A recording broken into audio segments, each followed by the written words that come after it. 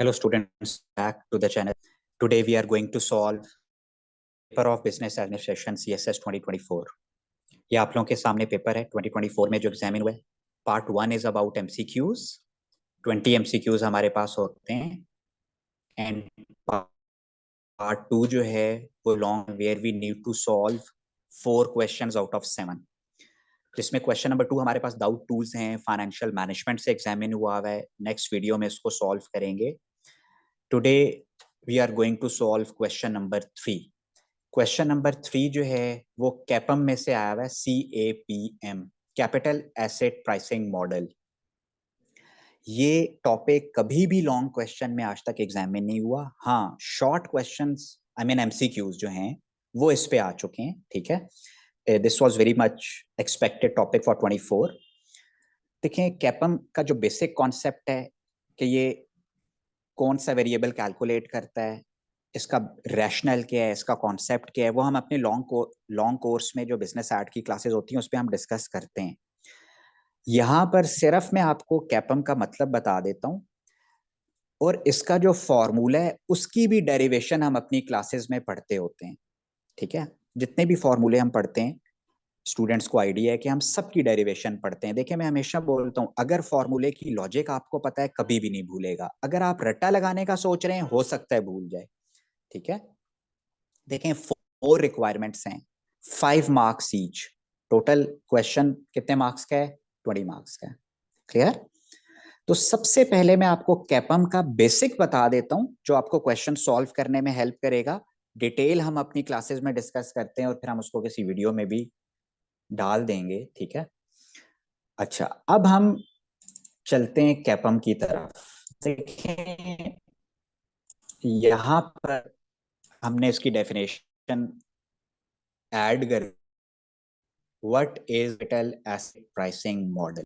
देखिए, जब भी हम इन्वेस्टमेंट करने लगते हैं ना, फॉर एग्जांपल हमारे पास कुछ पैसा है और हम उसको बैंक में इन्वेस्ट करना चाहते हैं, बैंक के किसी सेविंग अकाउंट में डालना चाहते हैं, फॉर एग्जांपल किसी कंपनी का शेयर खरीदना चाहते हैं, प्रॉपर्टी में इन्वेस्ट करना चाहते हैं, बॉन्ड खरीद, कुछ भी हम कहीं पर भी इन्वेस्ट कर रहे हैं तो उस पर हमें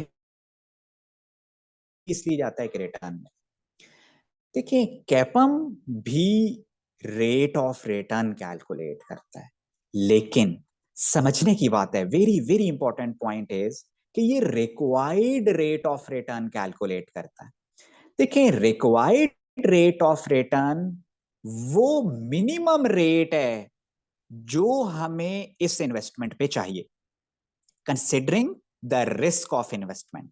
देखें, रिटर्न जो डिसाइड किया जाता है, कैलकुलेट किया जाता है, वो यूजुअली रिस्क की बेस पे किया जाता है. उसके अलावा भी कुछ फैक्टर्स हैं लेकिन जो मेन फैक्टर है वो रिस्क है.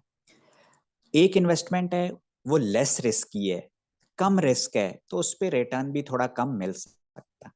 ठीक है, एक इन्वेस्टमेंट है ज्यादा रिस्क की है, यूजुअली उस पर रिटर्न भी ज्यादा मिलता है.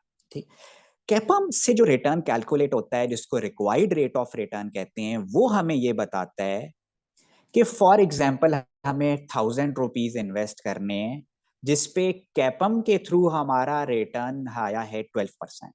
इसका मतलब यह है कि अगर हम ये 1000 रुपीज इन्वेस्ट कर रहे हैं बैंक में तो हम बैंक से minimum 12% rate of return expect करते हैं, considering the risk of this investment. हाँ, अगर हम कहीं और कर रहे होते, उसका रिस्क कुछ और होता, उसका कैपम भी कुछ और आता, लेकिन यहां पर जो हम इन्वेस्ट कर रहे हैं इस पर्टिकुलर इन्वेस्टमेंट पे अगर कैपम 12% है तो ये मिनिमम रेट है जो हमें चाहिए. देखो ना, इसका नाम कैसा है, रिक्वायर्ड. जो इन्वेस्टर रिक्वायर करेगा on this investment according to the risk of this particular investment.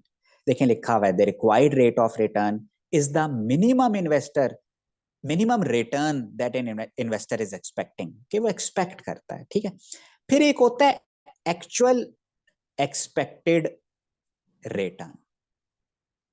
Actual expected return होता है कि देखो, फॉर एग्जांपल मैं 1000 बैंक में इन्वेस्ट करने वाला हूं, बैंक ने ये बोला कि हम आपको 11% देंगे रिटर्न. कितना रिटर्न देंगे? 11%. इसे मैं कहूंगा एक्चुअल एक्सपेक्टेड, कि मैं एक्सपेक्ट कर रहा हूं. कि मुझे इससे 11%। जब भी हम एक इन्वेस्टर इन्वेस्ट करने लगता है तो वो ये तो देखता है ना कि जहां हम इन्वेस्ट कर रहे हैं हमें उससे कितना पैसा मिलेगा। फॉर एग्जाम्पल 11%, ठीक है, बैंक ने हमें बताया। देखें हमें मिनिमम कितना चाहिए था, 12%। हमें कितना मिलने वाला है, 11%। ये एक्सपेक्टेड है, ठीक है। अब जनरल रूल क्या है, इफ एन इन्वेस्टमेंट रिटर्न मतलब actual expected return which is 11% in our example is less than the required कितना है यहाँ हमारे एग्जांपल में 12%।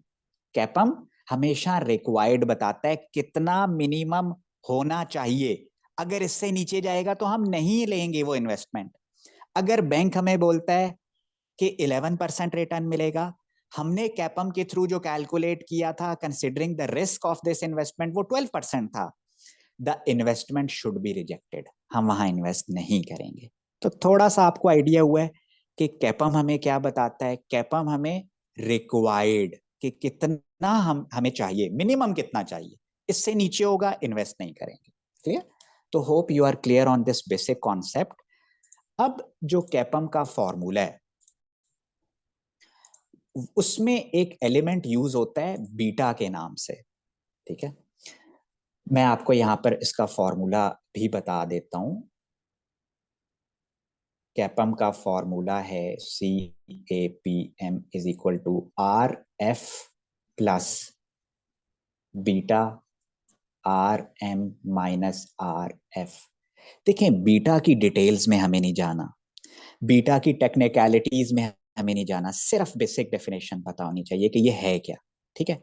और हम जो अपने डिटेल कैपम को डिस्कस करते हैं उसमें हम ये डिस्कस करते हैं beta is a measure of risk. Beta एक रिस्क को मेजर करता है। कौन सा रिस्क है, कैसा है, यहां पर अभी हम डिस्कस नहीं कर रहे। सिंपल याद रखें, बीटा रिस्क के बारे में बताता है, ठीक है। देखो जैसे हमने बात की कि हम एक बैंक में इन्वेस्ट कर रहे हैं, सेविंग अकाउंट में पैसे रख रहे हैं, वहां उस इन्वेस्टमेंट का जो बीटा होगा ना वो हमें ये बताएगा कि जहां पर हम इन्वेस्ट कर रहे हैं इसका मार्केट एज अ होल के रिटर्न से क्या रिलेशन है। मतलब अगर मार्केट रिस्की है या मार्केट में रिटर्न ऊपर जाता है या मार्केट में रिटर्न नीचे आता है तो इससे हमारी जहां हम इन्वेस्ट कर रहे हैं उसको क्या फर्क पड़ेगा, ये बीटा बताता है, ठीक है।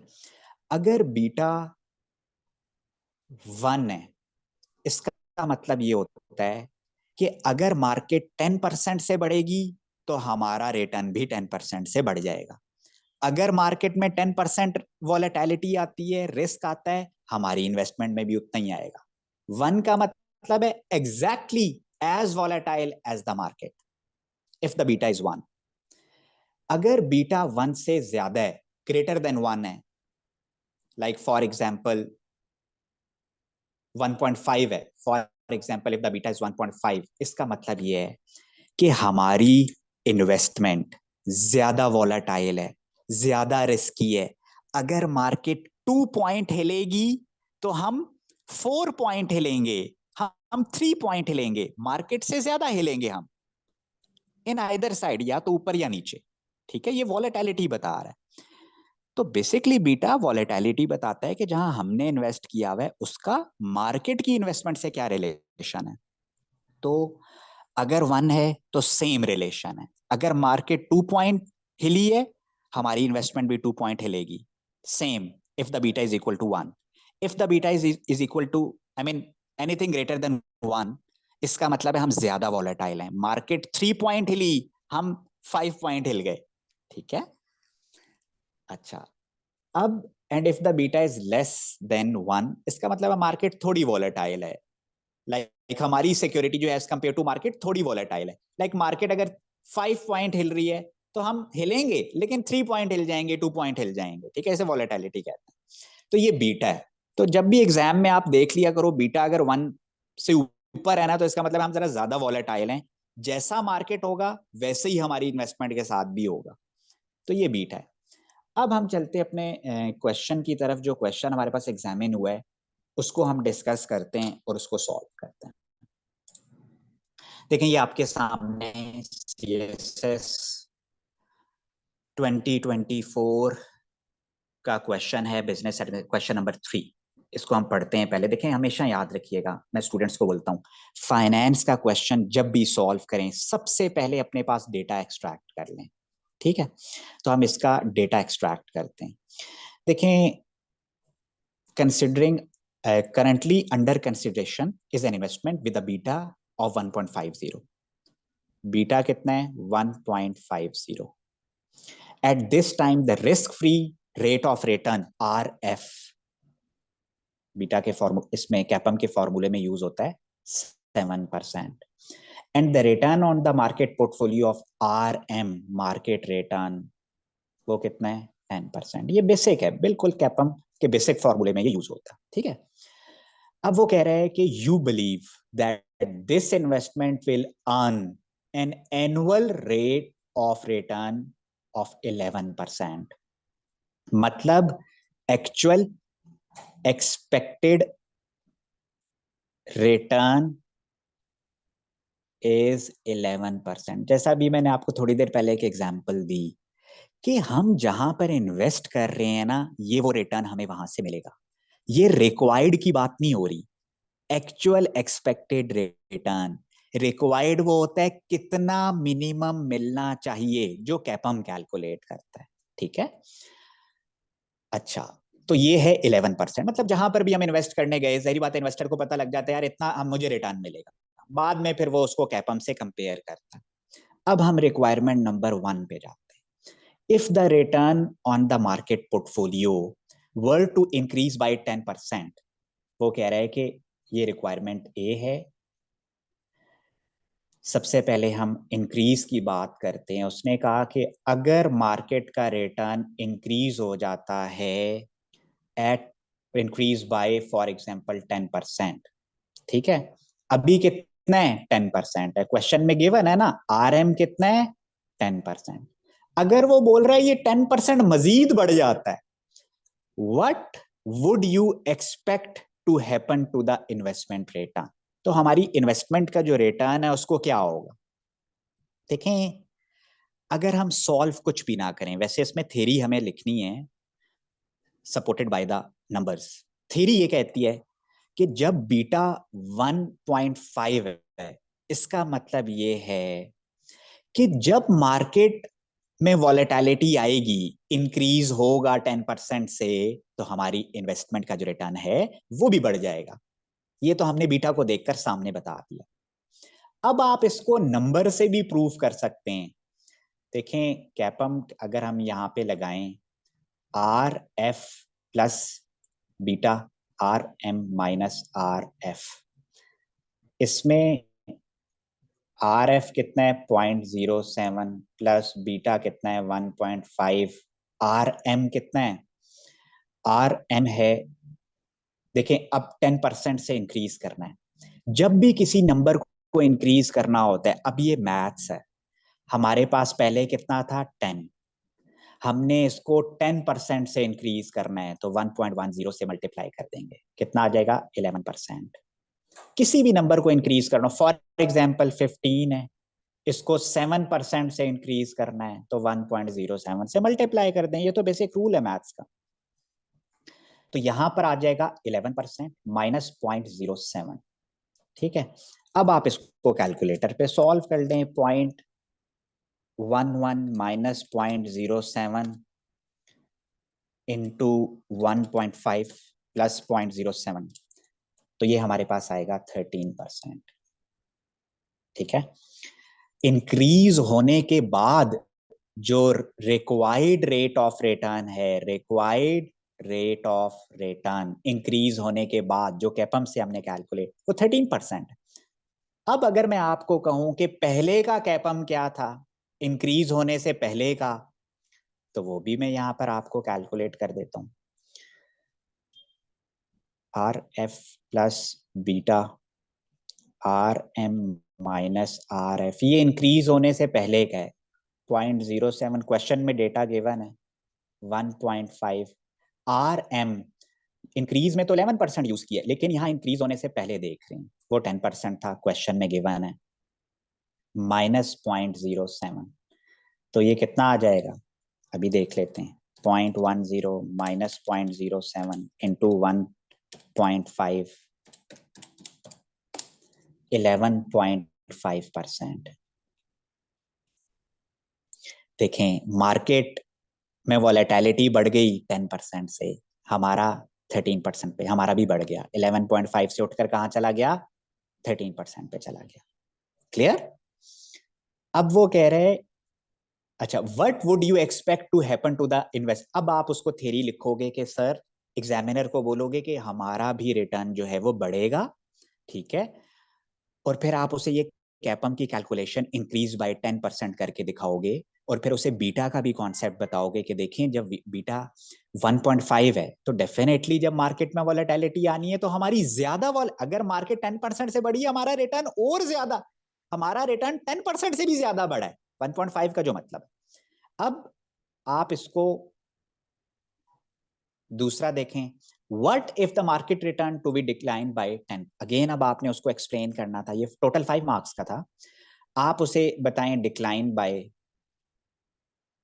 10%। तो थ्योरी में लिख दें कि जाहिर बात है हमारा भी डिक्लाइन करेगा और ज्यादा डिक्लाइन होगा क्योंकि 1.5 है, ग्रेटर देन 1 है बीटा, ठीक है। अब आप उसे सेम यही बता दें 0.07 प्लस 1.5,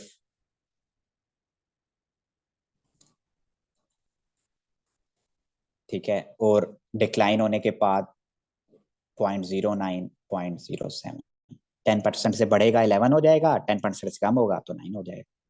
तो अब इसको भी हम देख लेते हैं कि डिक्लाइन होने के बाद क्या हुआ है।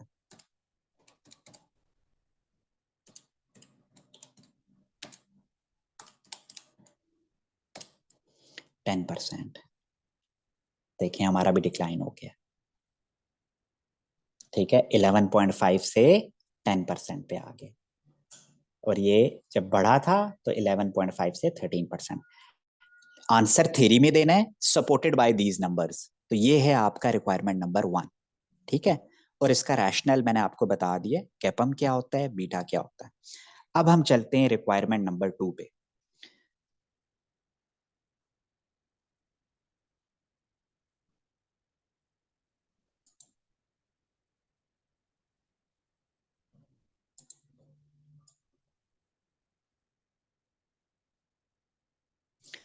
अच्छा, रिक्वायरमेंट नंबर 2 क्या है? रिक्वायरमेंट नंबर 2 को हम पढ़ते हैं।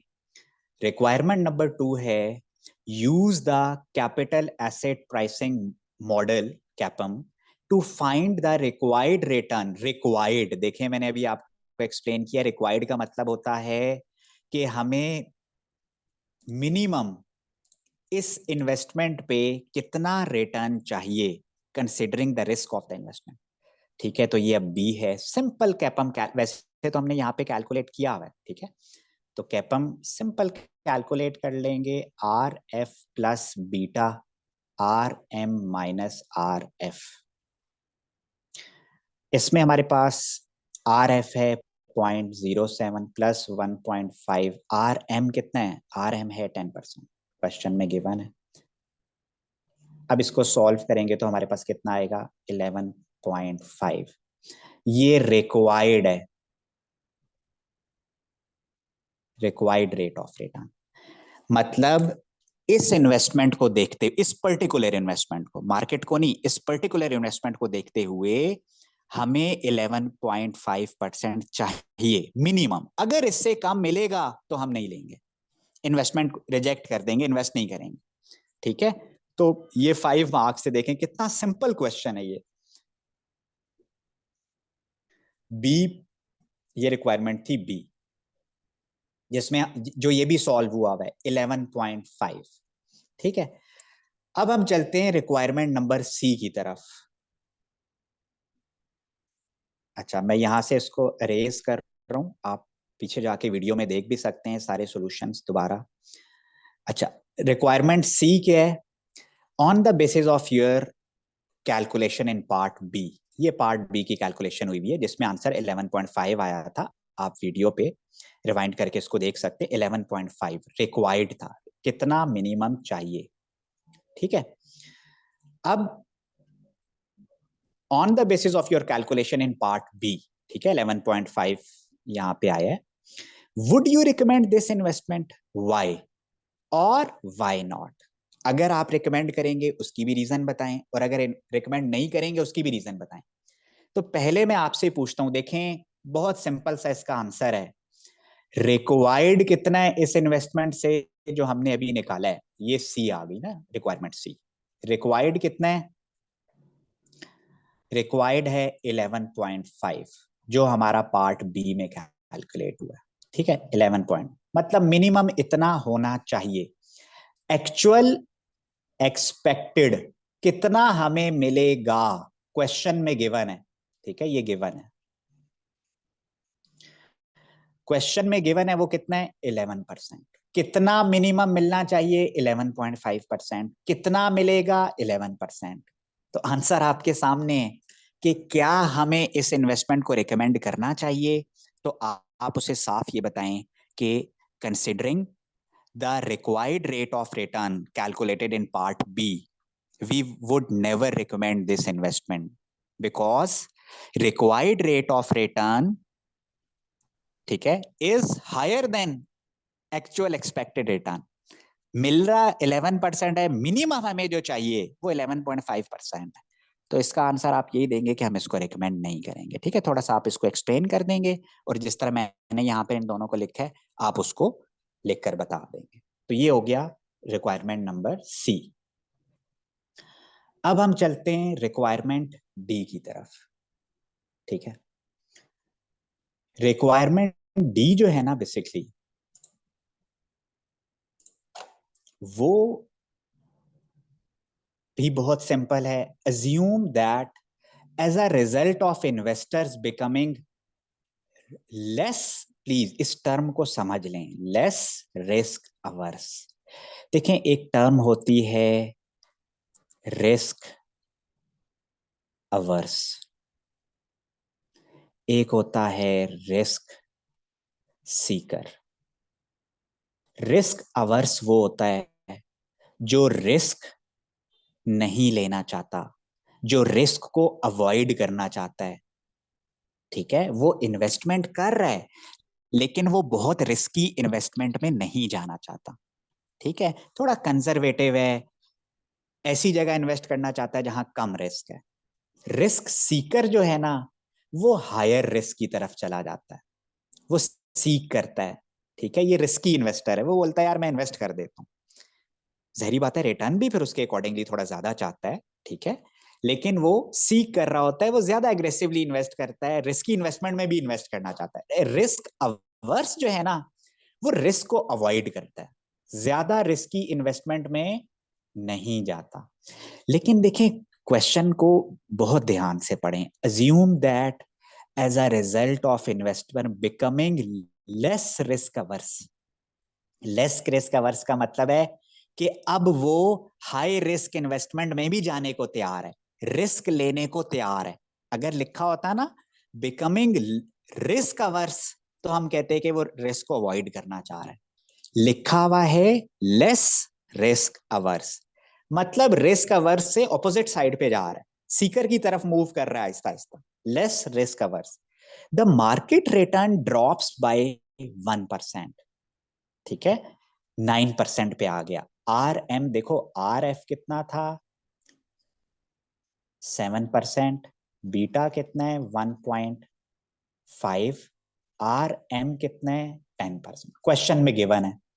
अब वो बोल रहा है कि थोड़ा रिस्की होता जा रहा है, रिस्क लेने को तैयार है, रिस्की इन्वेस्टमेंट में जाने को तैयार है, और मार्केट का जो रिटर्न है ना, अब वो 10% से 9% पे आ गया। ठीक है, तो जब 9% पे आया, तो पहली चीज हमें ये माइंड में आनी चाहिए थी कि यार रिक्वायर्ड चेंज हो गया होगा। ठीक है, what impact would this change have on your responses in part B and C. B और सी के क्या रिस्पॉन्सेज हैं? तो पहले बी में देख लेते हैं, बी का रिस्पॉन्स।